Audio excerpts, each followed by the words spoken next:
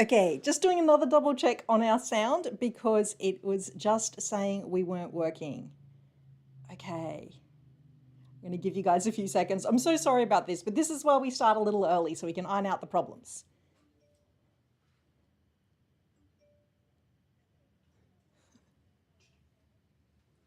YouTube. Okay, cool.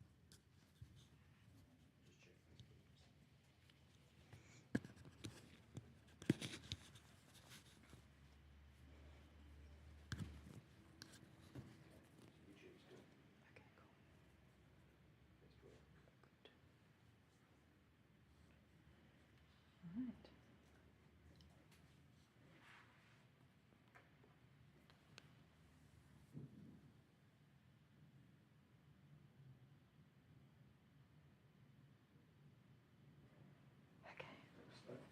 All right. Okay. All right.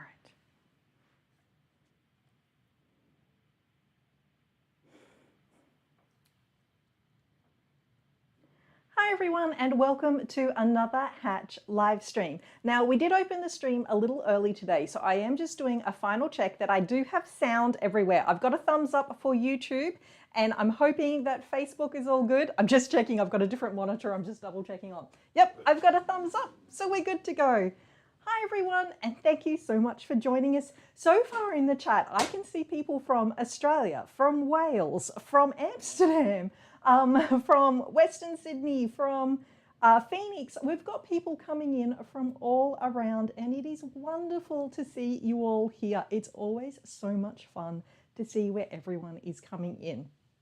Now, Sydney this morning started off super foggy and I was hoping that on my way to work I would get all these really great foggy shots and it would look all like mysterious and very un-Sydney-like. Naturally, by the time I got to the office ready to take all these great shots, the weather had cleared up and now we have a beautiful sunny day. So my idea of being able to show you some outside shots didn't quite pan out today, but that's always the way that things are happening. So that is always just great. All right, so it looks like I'm getting the thumbs up from all the team, so all of our sound is correct. And hi to some people who've just come in from Florida, Phoenix, Northern Utah and Northern California. We've got all the Northerns in today, so that's always great to see everyone too. Today I'm going to be taking you through a project, which is actually one that Neroli actually asked last week. So what I did at the end of our last stream, I asked what else would people like to see, and they specifically requested that they would like to see more things in the hoop and how to actually do one.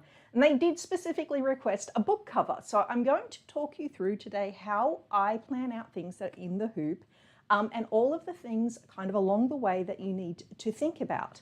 So we're going to go through a whole bunch of those things. So there's going to be a lot of video today, but it's going to be great because it's actually going to walk you through a whole bunch of ones. So I'm going to jump straight into that. If you've got extra questions, please add them in the chat and I'm going to try and answer as many of them as I can as we go along. Okay, let's go in and have a look. So I'm starting off super simple, and what I've got laid out here is I have some pattern making paper, I have my notebook, and I also have my pattern making tools, so my pencils and my rulers. So all I want to do is I'm trying to create a cover for this notebook. It's a very simple notebook. It's very common to what we can get at lots of stationery stores or big box stores here in Australia. And I want the cover to curve around the inside to kind of just like make it look nice and clean and everything. So I'm going to start by just truing off my paper so that I've got a nice square edge to it. Now, I tend to make a paper pattern. I know you can draw this up in CAD. Some people will draw it up directly inside of Hatch. There's a whole bunch of ways you can actually make patterns. I quite like the physicality of working with paper. And one of the things is if you are brand new to using patterns and working out things in the hoop, it really helps you figure out the inside, outside, left, right, which way things go together of actually making a pattern. So what I've been doing is I folded over my edge to cover up that front corner. And I'm going to move my book up a little bit to allow for the seam, so the seam allowance, the stitching down the bottom, to actually work in here. And I'm just going to be marking it up with my pencil so I know where to mark for the actual seam allowance. So the seam allowance is the distance from the stitch line to the outside edge line if we were making things like bags, garments. So it's an industry sort of term for sewing type things, not necessarily embroidery type things. And now I have jumped in and I am just putting in a rulered line to it. Now you'll notice that all of my rulers are gridded rulers. If you are making things that are meant to be rectangular or square or just straight, a gridded ruler is such a lifesaver because you can actually line it up to the edges of your paper and use the grid across it. It actually saves you a lot of time with stitching out. Now, for the Americans in the audience, you'll be noticing that my rulers are metric rulers. I am very much a metric person, so if I give you any measurements today, they will be in centimeters or millimeters. I'm sorry, but my brain cannot think in making a pattern with inches. I just can't do it, but I'll try and convert as much as I can for you. But again, it would totally work. It just happens to be that my rulers are metric rulers. So again, on the top, I have marked the top of my notebook, and now I am adding my seam allowance to sit above my notebook as well, because I need it to cover above and below as well. And now I'm just going to rule in my actual lines. I like ruling across my entire seams to make it more accurate for me to not only cut out the piece of paper and then later on the actual fabric that I will be using, but it's a nice visual for me to start figuring out my order of assembly. So my order of assembly is the order in which I want this to go together. And in that, I'm going to talk a little bit more later on when we get to showing the stitch out. But what I want to think about is how I'm going to put this together on the actual machine. So I like to actually visualize out all of my seams by drawing them out, because that helps me out as well. So in the chat, some of the team have just reminded me that if you need to convert between sizing, that things like ChatGPT are great. There's a whole bunch of online converters for it as well. In general, if I say something is 10 millimeters, that's 3/8 of an inch. So it just depends on which way it's going to go. Oh, so Lynn's saying she's got a dual ruler which has millimeters and inches. That's a great one, particularly if you're a quilter as well, because quilting is so often in inches. So that's a really great one to do it from hers. And JR saying, even though they're from the US, they find that metric is easier to do the maths. That's my thing. If I'm trying to work out the increments, it makes it easier. So in my pattern, what I'm doing here is I am folding up that edge, which is going to fold over the edge of my actual notebook, so that I can start working out how long I actually need to make my cover. And saying hi to Melissa, who's just in from East Texas as well. Thanks for joining us and joining in the chat today too. So once I've put my book into the cover, I want to make sure that I've got my top and bottom with my seam allowances. And then I'm going to do some fold over, because I want a similar amount of fold over on the back of my cover as I do on the front. So I'm just going to open up, and again, I'm just going to pencil mark the end of my cover. And then I'm going to rule out the actual edging there too. So you'll notice I've swapped rulers for no other reason than this ruler is 10 centimeters wide, which I think is 4 inches. And my other ruler is 5, so I kind of cheat sometimes and swap between my rulers. Neryl's actually asking, where in Australia did I get the pattern paper? I got it from a place here in Sydney, but you'll quite often be able to find it. It's quite often called spot and cross paper. You don't need to use spot and cross paper. If I have run out of my pattern making paper at home, I quite often use kitchen paper or good old brown paper that you can buy on the roll at the supermarkets. It's great and it's good for small projects, so you don't have to use the fancy pattern making paper. I made a coat pattern and had my pattern paper left over, so I used it up. So now that I have both ends of my book cover and ready to fold over as well as the length in here. So I'm just going to fold along that line. And this actual folding and wrapping your piece, I find very useful if you're not used to creating patterns yourself and this is your first time actually working with things in the hoop, because it really gives you a sense of proportions, which makes it quite easy for you to try and figure out what's going to work and how's it going through. Can I use my pattern paper for baking? No, sadly not. I wish I was as good a baker as I am a pattern maker. That'd be great. So now I've got my book and it looks nicely covered. So that's exactly what I want my cover to look like. And now I'm going to start having a look at different things. So as I said, whenever I want to make a pattern, I often do make it in paper because it is something I am very used to. I also like seeing the actual proportions of the piece, and it gives me mental time to actually think about how I'm going to put it together. So here I'm actually going to be using a vinyl, so I don't have to worry about enclosing any of the raw edges of my fabric. If I was going to be enclosing raw edges, I would be doing more pattern making to figure out more steps along the way. And I'm going to go through that again later on. So once I've got my paper pattern, it's time for me to jump into Hatch and start seeing how things are going to work out. So here I am with my book, and as I open it up, I have now done some measurements of my actual paper for myself. So I have a height of 24 centimeters or 240 mil, and I have a width of my main panel of 31 centimeters, and then I have my side panels at 10 centimeters each.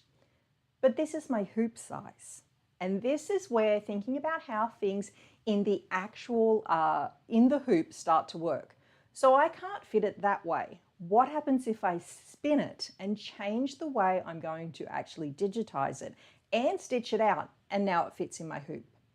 So inside of Hatch, what I've done is I have marked up what machine I'm using. So I'm choosing to use the Brother machine. I'm going to use our multi-needle, and I am using our 200 by 360 360 hoop. I like having the main square up there, so you can see along the top panel I have show hoop is actually got its nice little blue square there, so I can actually see what the hoop size is. And now I'm actually drawing out my rectangles to start creating my one. I'm actually just going to see if I can go backwards a sec. One moment. Just going to pause one sec. I'm actually going to go back a step so I can talk you through that in Hatch a little bit better, because I think that is a really cool one. One second. I'm just going to go back a little bit.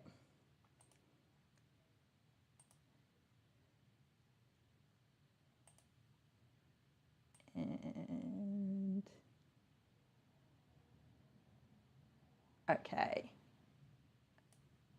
I'm going to start us from there. Hopefully that works. Okay, so what I wanted to do is I wanted to make sure you understood how I was actually putting it together inside of Hatch. So I have my hoop showing up, and now I'm going to my digitizing tools. I'm choosing rectangle and square. The default object properties turns up and it's showing as a fill. I change it to an outline and I choose my single run. And now I just draw a rectangle, because at the moment, what I'm actually going to do is I'm going to go up and I'm going to be very accurate because we've just done our pattern, so I can write in my measurements. Now, because it doesn't fit inside the hoop, I'm going to do half of the width of the main rectangle, but I'm still going to keep my height at 240 mil. So that means I've just changed the width so that it fits in. And these are just to help with placement lines. So that first one I've done in the red is my placement line of half of the size of my book cover.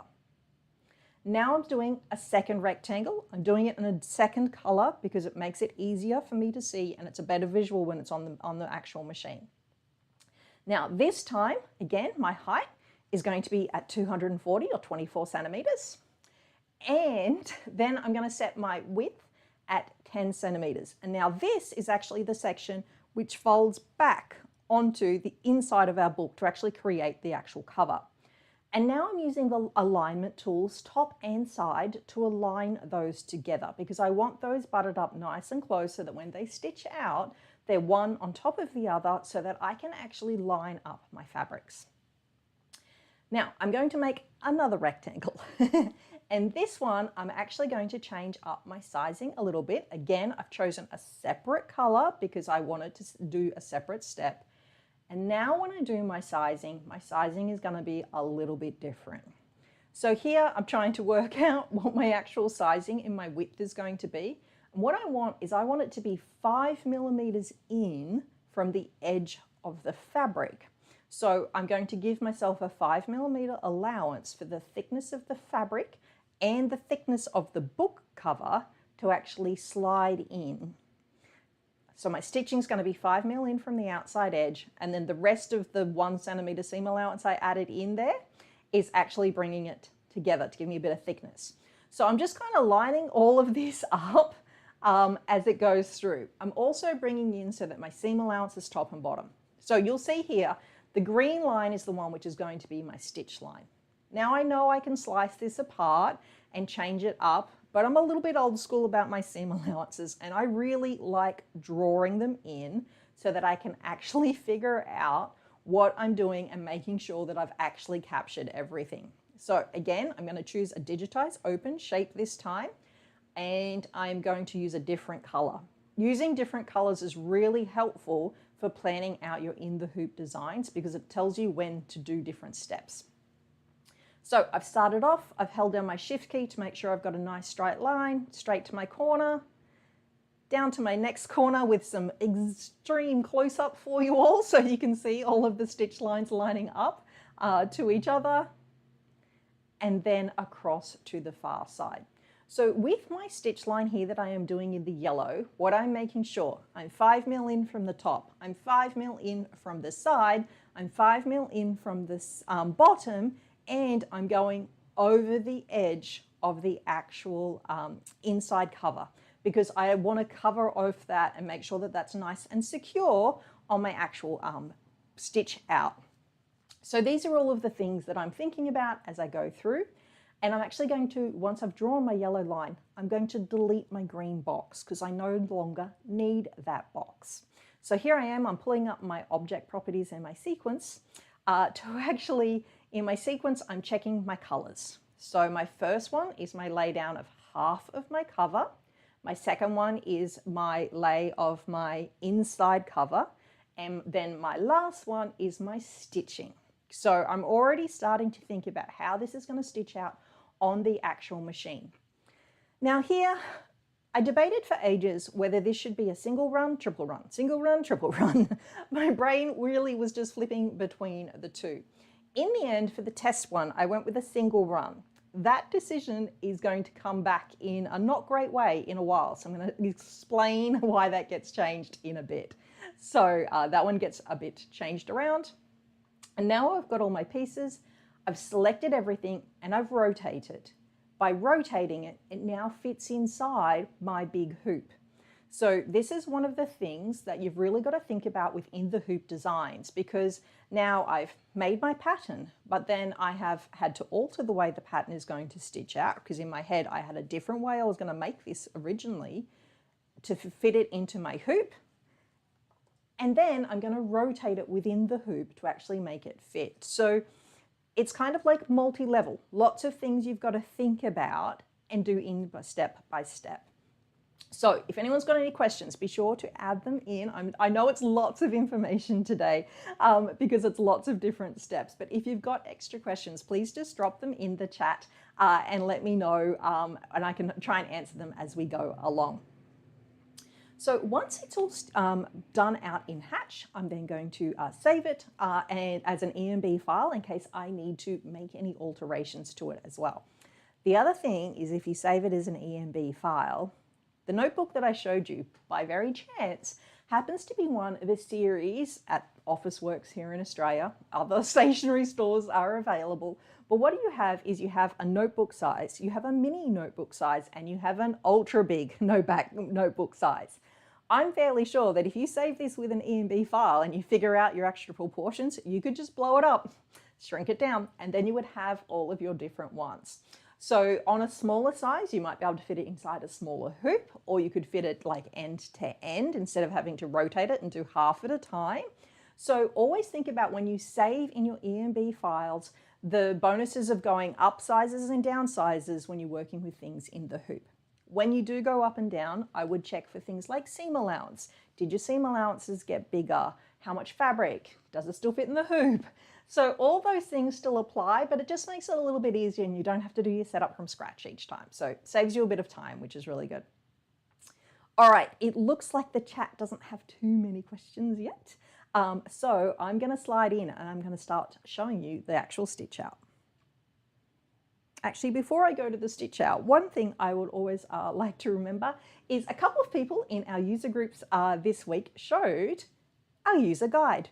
So if you're a paper loving person and you like to have a nice notebook to actually write out all of your things in or make annotations and notes as you learn, don't forget you can order the user guide from any of your local Amazons.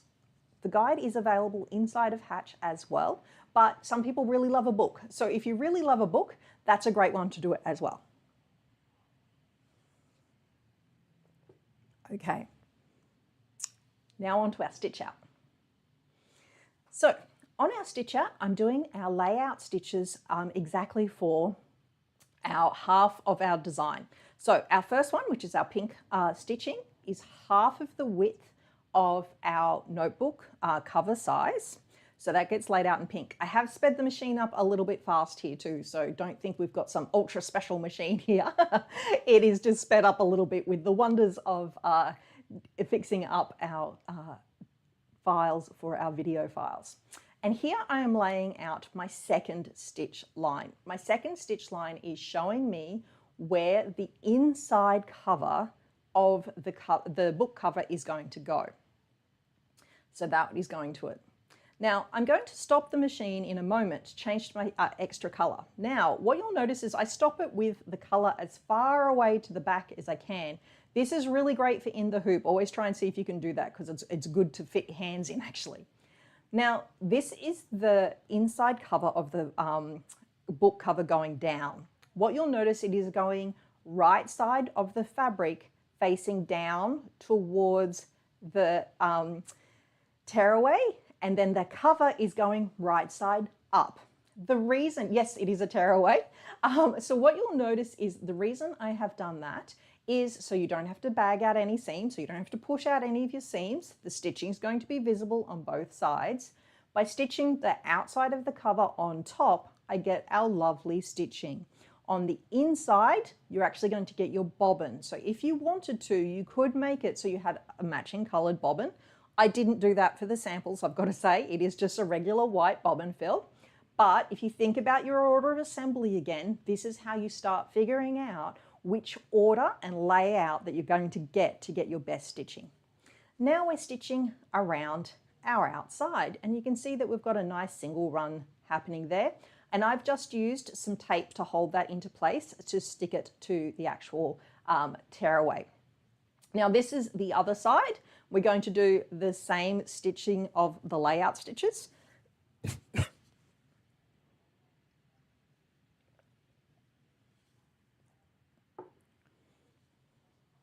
So I've just made the placement stitches for these ones a little darker in color, just because it makes it a little bit easier for us to see it on screen. But again, it's the halfway point and the inside cover. I've only marked the halfway point, but I have actually cut the cover as one full complete piece. But again, it doesn't fit on the hoop, so I'm lining up my half piece instead. So right sides down for my inside of my cover, lining up to my outside edge. Actually cut the cover a little bit short so you can see why there's a little bit of an extra line on my blue line there, and just taping it into position.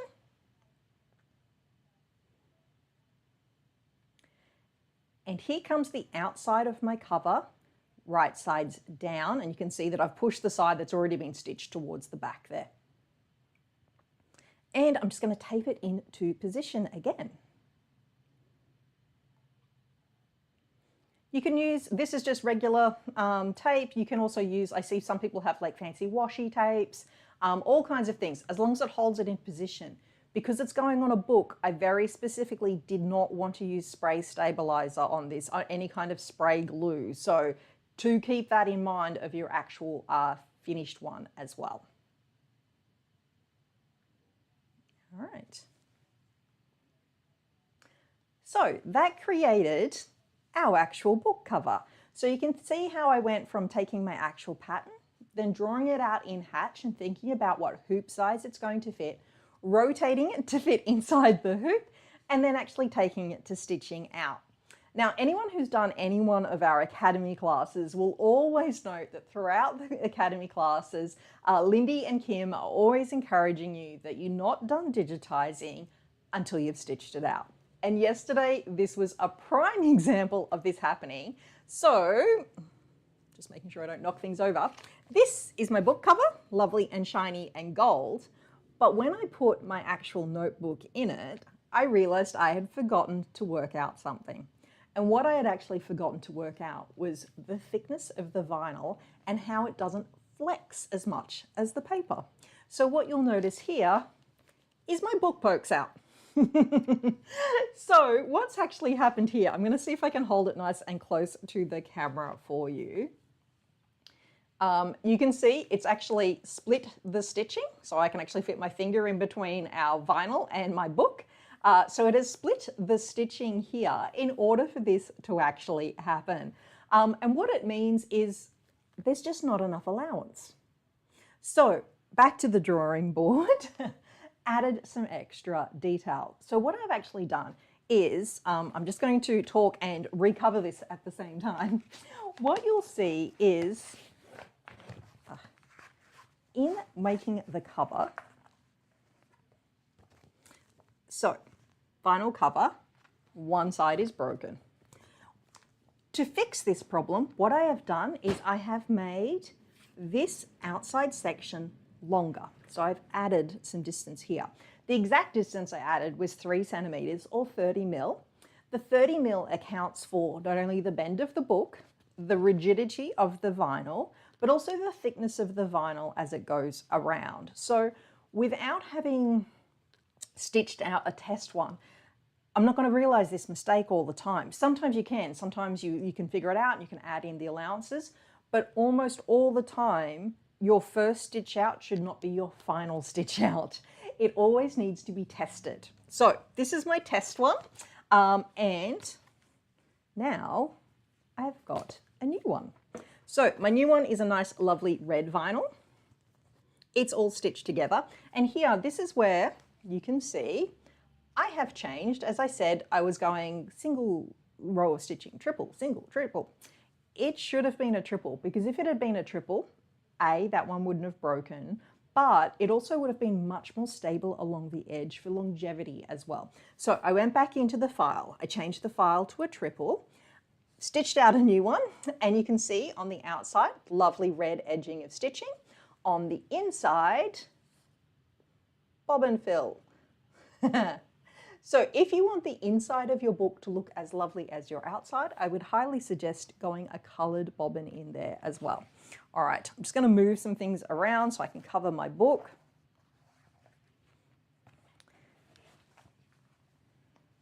Didn't actually try and do this on camera, so that's probably something I should have also practiced. So what you'll see is, to get your book in, you need to fold your book backwards and then slot it into the sides. So as we've been figuring all of this out, all we've talked about so far, finished book cover, is how to actually stitch our book cover. One of the most important things within the hoop designs is we're not only just making the product that's in the hoop, because we normally want to add some embroidery to it. So on a thing like a book cover, you might have a front embroidery, maybe you'll have a back embroidery, maybe you will have a spine embroidery, maybe when you open it up on the inside, you'll have like class of 25. There are so many different points that you could add your stitching to this. But every time you want to add a point of stitching, you've got to think about your order of assembly again. Because if you wanted to add a lovely big front logo, you assembled the whole thing and then you went to go hoop it up again, you're going to close. So when you close it up again, because you would stitch through this and then you wouldn't actually, your book wouldn't work. So what I would tend to do in those types of circumstances is I would use my placement line that I stitched out originally. I would tape my piece down into position and then I would actually stitch out my piece onto my vinyl or whatever I'm using, and then I would go about my assembly. So you've just kind of got to think about what the end is that you want, and then sort of figure it out along the way of how you're going to go. So because you want to make sure that you don't close anything up and add different stitching. And there's tons of things you could do to make that a little bit easier. Like you could make the inside covers a little bit smaller to fit a different design. If you make your inside covers a little bit smaller, are they going to securely stay on your book? So it's very much a case of like working out your pattern, figuring out your actual design that you want, doing out your test stitches, and then sort of just tweaking it along the whole the way through as well. Now, so Nerily is asking me, what would the seam allowances be if it was made out of fabric? Okay, so you could keep your seam allowances for your fabric exactly as what I've shown today, but you're going to have to bag the whole thing out because we don't want any raw edges. So obviously with the vinyl, it doesn't matter that this is a raw edge because it's not going to fray. If I had made this out of a lovely linen and I just have a raw edge here, that's going to fray back really, really quickly. So that would mean when I do my placement stitches, I would do my placement stitches of my actual pieces, and I would have to stitch all the way around and then pull them inside out so that they, it's technically called a bagging out, so that there is no seam allowances showing. If that's something that people super want to know, let me know and I will try and record that for a future live. I was very conscious of how long our lives go for, and I didn't have time to fit that in.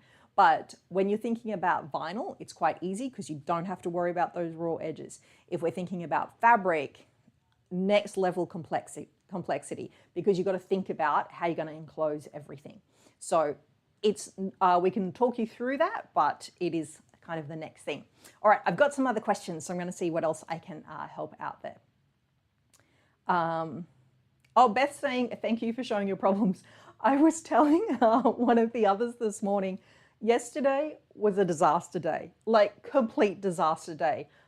In things that went wrong, I melted some fabric. I had to recreate some fabric. I ran out of fabric. The sample broke. There was just, I felt like a contestant on like the Great British Sewing Bee under like stress of all these different things happening out. So very stressful day yesterday, and in the end I was like, I've got to show the problems because you might come across this as well. Unlike me, you don't have a lovely team here to help you figure out and troubleshoot your problems. So I think it's great for us to show how things go wrong and then how you would fix it, because if it's your first time doing things, you may not know how to do that. So thank you for that. I'm glad you liked our mistakes. I'm very glad you didn't see me being very stressed yesterday, though. That was great. Patrice and a few of the others said, yes, they would love to see more about bagging out and doing final finish seams on woven fabrics. So I will endeavor to do that.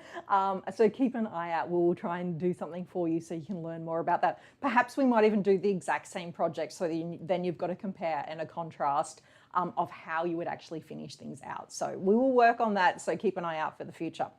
Okay, what else are people asking? I'm just trying to read all of the questions. Yeah, bagging out is one of those things, people are saying it'd be good to understand. It is one of those things that can break your brain a little bit because it's a lot of inside-outside type working out. So I will definitely do it so that we can show you how it all goes through.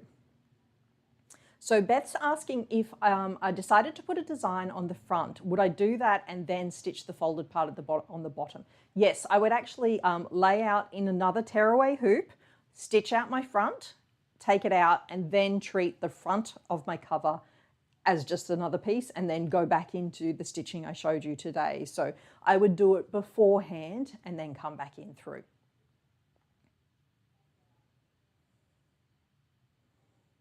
Awesome. All right, everyone's on board for a lesson about bagging out. We shall do that in the future. Future Susan will figure that one out. Okay, there's still a few more questions coming through, so I'm just going to give a little bit of a quick one coming through. Now, as always, if you love learning and you want to increase your skills with machine embroidery and you've got Hatch, which I hope you all do because we all love it clearly, you can always go to the Hatch Academy. So the Academy has so many lessons on different things. If you're looking for extra ideas about book covers in particular, and you want to maybe look at adding pockets to the inside or anything like that, there's a really great Father's Day project where we made a passport cover.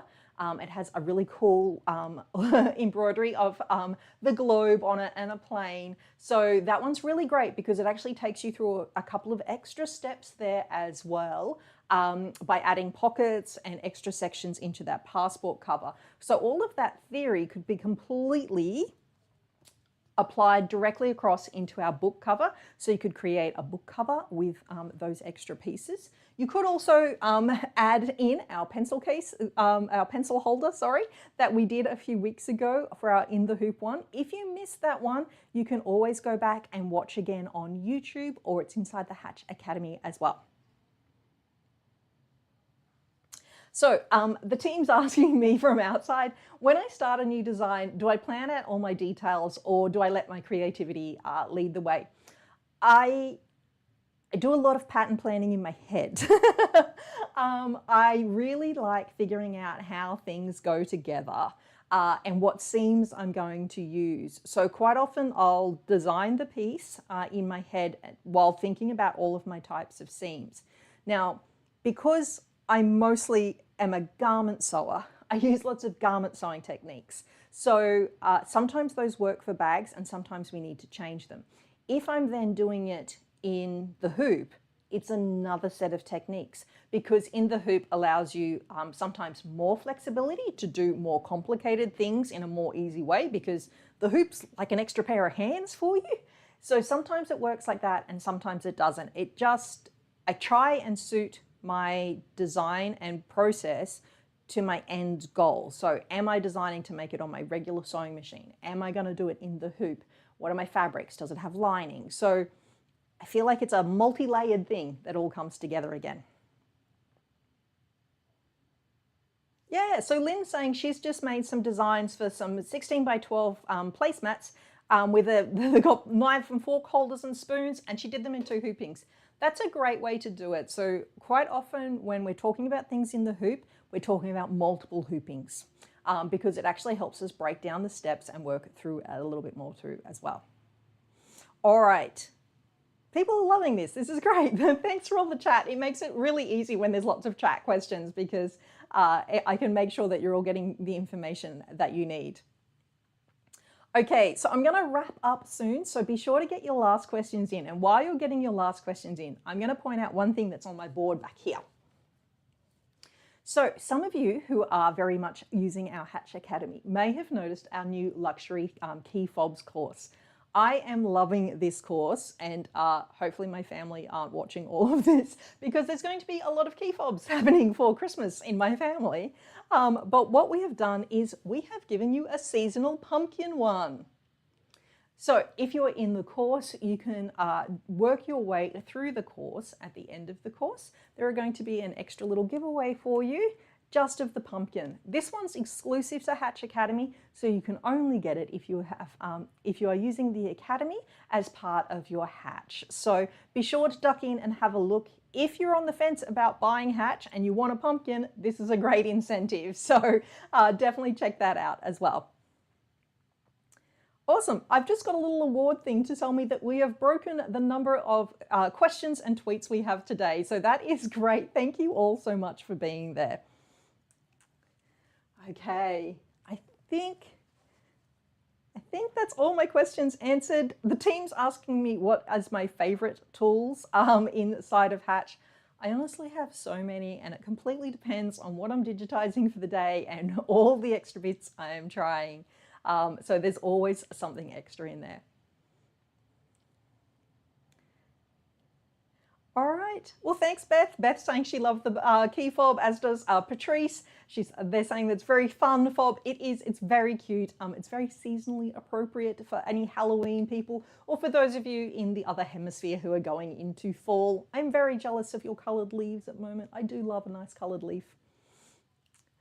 All right, everyone's saying thank you. That's really great. I'm so happy that you enjoyed it. As always, if you have extra questions or you have special requests, just like Nerily, if you ask, it might happen.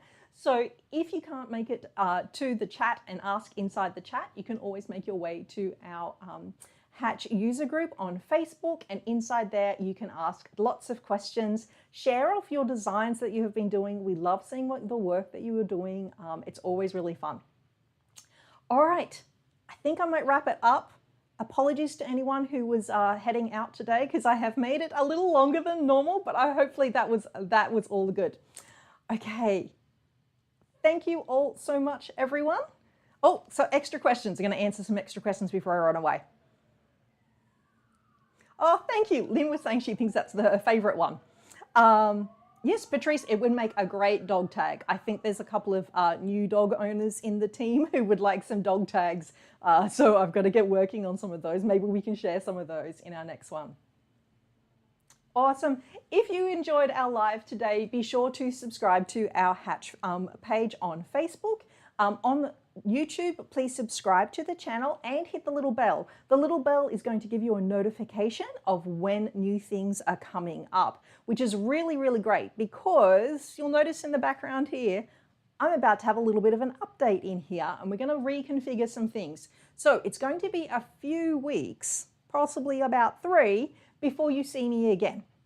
So be sure to sign up and make sure that you have subscribed to everything because you're going to want to see what we've got planned coming. It's so much great stuff. Awesome. Have a great week, everyone. Please come to the Facebook group and share what you are up to. We love seeing all of your work. And thanks again for joining us for a live.